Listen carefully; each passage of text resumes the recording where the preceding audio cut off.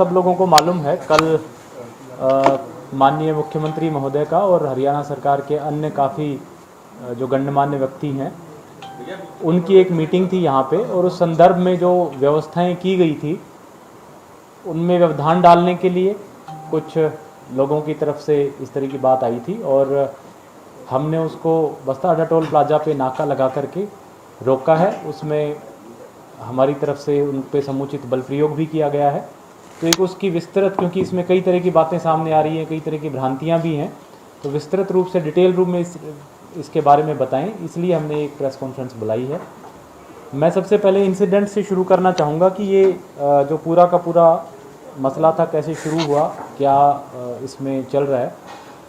तो जो किसानों के धरने चल रहे हैं, तो हमारे ज़िले में बस्ताडा टोल प्लाजा पे परमानेंट प्रोटेस्ट साइट बनी हुई है। वहाँ पे हर रोज़ कुछ ज़िले के किसान इकट्ठे होकर के और अपना प्रोटेस्ट करते हैं। आमतौर पे पहले भी जब भी इस तरह की कोई उनको प्रोटेस्ट करने की, कोई वीआईपी विजिट में करने की, प्रोटेस्ट करने की बात आती है या कोई भी प्रदर्शन करने की बात आती है, तो बस्ताडा टोल प्लाजा पे ही वो अपना जो रिजेंटमेंट है, जो प्रोटेस्ट है, वो करते हैं। कल प्रेम प्लाजा में रेलवे रोड पे सीएम साहब का और अन्य माननीय मंत्रीगणों का और बाकी अन्य डिग्निटरीज़ का भी एक प्रोग्राम था। ये कार्यक्रम 11 बजे से 2 बजे तक लगभग रखा गया था, और एक दिन पहले यानी परसों ही जिले के जो किसान मोर्चा है उसके पदाधिकारियों की तरफ से इसका विरोध करने का बयान हमारे पास आ गया था। उसमें उन्होंने कहा था कि भाई सारे लोग जो है इकट्ठे होकर इसको प्रोटेस्ट करेंगे, और उसी प्रकार से फिर हमने भी अपनी तैयारी कर ली थी, ड्यूटीज़ वगैरह लगा दी गई थी।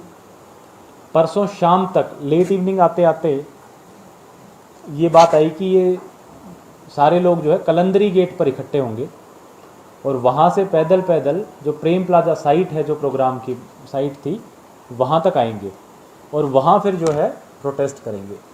तो चूँकि पहले 1-2 इंसिडेंसेस ऐसे हुए हैं जिसमें प्रोटेस्टर्स जब प्रोग्राम के बहुत नज़दीक आ जाते हैं तो कई सारे शरारती तत्व जो उस प्रोटेस्ट में शामिल होते हैं उनके द्वारा पूरे के पूरे प्रोग्राम में व्यवधान उत्पन्न किया जाता है, तोड़फोड़ की जाती रही है। इसलिए हमने डिसीजन लिया कि भाई जो हमारा मेन प्रोग्राम का वेन्यू है, प्रोटेस्टर्स को उसके पास नहीं आने दिया जाएगा, और इसलिए हमने रात में ही कलंदरी गेट के आसपास अपने नाके वगैरह लगाए ताकि कम से कम लोग वहाँ पे प्रदर्शन करने के लिए पहुँचें। इस स्थिति को ध्यान में रखते हुए फिर उन्होंने सुबह दोबारा से वीडियो जारी करके और सब लोगों को प्लाजा बुला लिया, जो कि शहर से 10-12 किलोमीटर दूर है, नेशनल हाईवे 44 पे है, दिल्ली चंडीगढ़ हाईवे पे है। इसी बीच में इनसे बातचीत करने के लिए हमने परसों रात को 9 बजे इनके जो पदाधिकारी हैं इनके साथ हमने इनके साथ मीटिंग बुलाई, लेकिन जो इनके रिप्रेजेंटेटिव्स थे, पदाधिकारी थे, उन्होंने अपने आने में असमर्थता जाहिर की कि भाई हम बिजी हैं।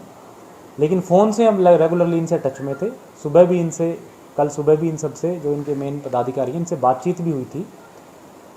और जब ये 11 बजे के आसपास लगभग 200-250 लोग वहाँ पे टोल पे इकट्ठे हो गए, तब इनसे पुनः बातचीत हुई। इन्होंने कहा कि भी हम करनाल की तरफ आना चाहते हैं, चलना चाहते हैं, और हम साइट पे आकर के प्रोटेस्ट करेंगे। हमने इनको ये कहा कि चूँकि आपका काम तो अपना प्रोटेस्ट दिखाना है या आपकी नाराज़गी जाहिर करना है, तो आपकी जो परमानेंट साइट बनी हुई है, प्रोटेस्ट साइट, वहीं से करिए। मीडिया भी वहाँ मौजूद है, मैसेज आपका ये है कि आप अपनी नाराज़गी दिखाएं तो आप वहीं से दिखा लीजिए। इन्होंने कहा कि एक डीएसपी और एसडीएम वहाँ भेज दें, तो हमने डीएसपी प्लस एसडीएम घरोंडा पूजा भारती जी को वहाँ भेजा, और वहाँ फिर जो है इनसे उन्होंने बातचीत की। बातचीत करने के बाद इन लोगों की तरफ से ये बात आई कि हमें यहाँ से तो प्रोटेस्ट नहीं करेंगे, हमें तो करनाल की तरफ चलना है, आगे आना है। तो हमने एक इनको मधुबन की साइट ऑफ़र की फिर, कि बस्ताडा टोल प्लाजा से कुछ किलोमीटर दूर करनाल की तरफ, शहर की तरफ मधुबन पे आप आकर के, और हम वहाँ नाका हमारा लगा हुआ है, वहाँ रोक लेंगे आपको, और वहाँ आप जो है नारेबाजी, झंडे दिखाना, सारा कार्य कर सकते हैं, ताकि आपकी बात भी ये रहे कि भाई आपने इसका भरपूर तरीके से विरोध किया प्रोग्राम का, और प्रोग्राम में भी व्यवधान ना आए। लेकिन इस बात को नहीं माने, और उन्होंने फिर वहाँ पे हाईवे पे जाम लगाने की ठान ली।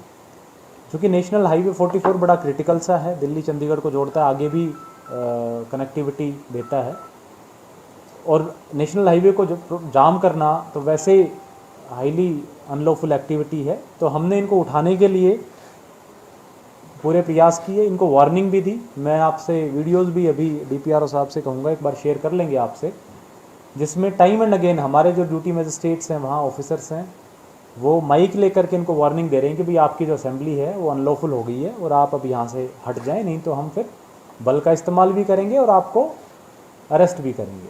तो वार्निंग देने के बाद भी उनकी तरफ से जब हाईवे पे बिल्कुल ही ये बात आई कि बैठ ही जाएंगे, और बैठ ही गए कुछ समय के लिए। उन्होंने इनफैक्ट 10-15 मिनट के लिए हाईवे बंद। ने आपको बताया ये सारी ब्रीफिंग की उनको बताने की, जो हमारा रेलवे रोड वाला नाका था उसमें प्रशासन की तरफ से हमारी तरफ से सख्त डायरेक्शंस थी। और चूँकि वहाँ पे एसडीएम साहब थे, वो ड्यूटी मजिस्ट्रेट थे, साथ में उनके पुलिस बल भी था, और उनकी जिम्मेदारी है, इनफैक्ट उनकी लीगल एडमिनिस्ट्रेटिव रिस्पॉन्सिबिलिटी है कि वो जो उनको डायरेक्शंस मिले उनको फॉलो कराएं। तो उनको स्पष्ट डायरेक्शंस थी कि भाई किसी भी कीमत पे एट एनी कॉस्ट प्रोटेस्टर्स यहाँ से आगे नहीं जाएंगे।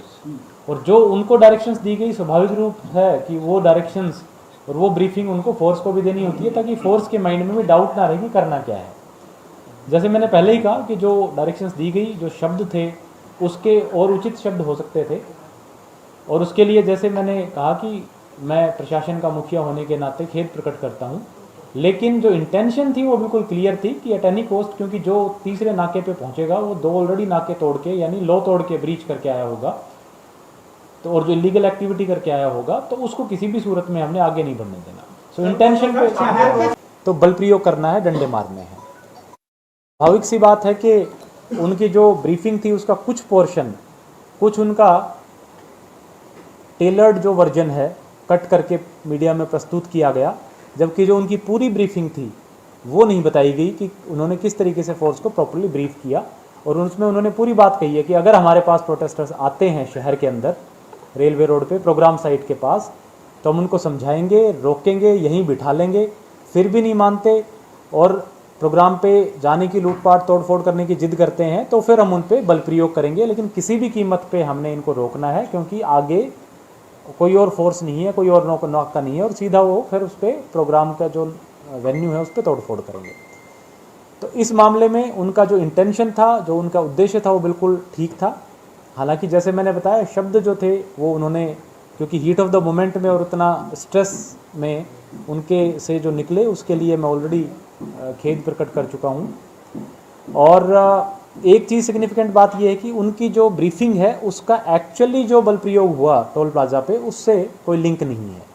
मीडिया में ये चीज़ नहीं प्रोजेक्ट हुई कि ये ब्रीफिंग सुबह 9-8-9 बजे की है और रेलवे रोड की है, जबकि एक्चुअली बल प्रयोग जो है वो बस्ताडा टोल प्लाजा पे हुआ, जहाँ पे मेनली जो हमारे ड्यूटी मजिस्ट्रेट डीएसडब्ल्यू थे सत्यवान जी, और एसडीएम घरोंडा, चूँकि उनका जुरिस्डिक्शन है, तो पूजा भारती जी वहाँ मौजूद थी। और वहाँ पे समुचित प्रिकॉशन लेने के बाद, समुचित चेतावनी देने के बाद, जिनके वीडियोज़ हम आपसे शेयर करेंगे, उसके बाद जो है मिनिमम संख्या में बल प्रयोग किया गया।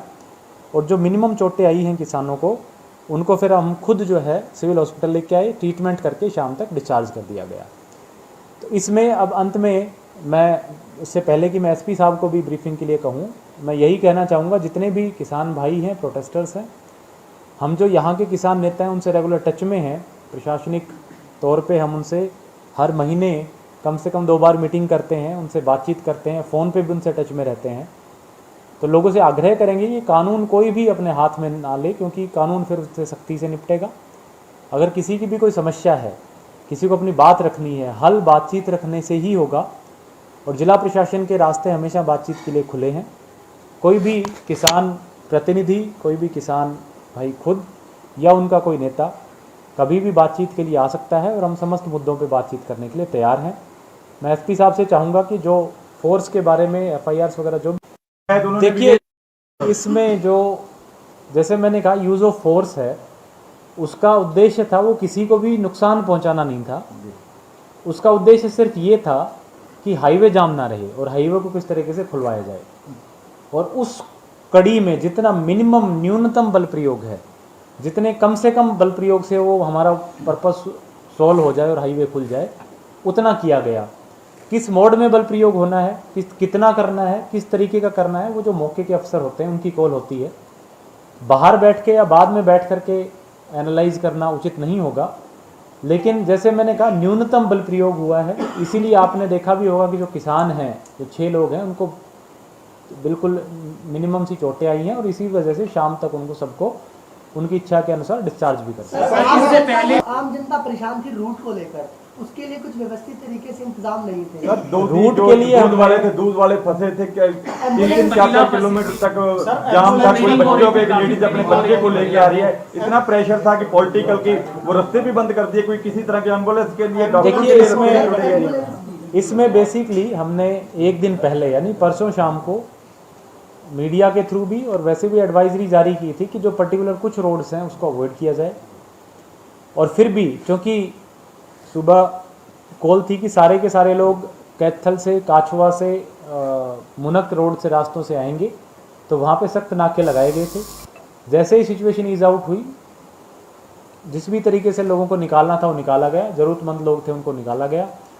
हमारे पास भी, मेरे पास भी, एसपी साहब के पास भी प्रशासनिक स्तर पे बहुत सारे लोगों ने कांटेक्ट किया, बहुत सारी कॉल्स आई और उनकी यथासंभव जो भी हेल्प हो सकती थी वो की।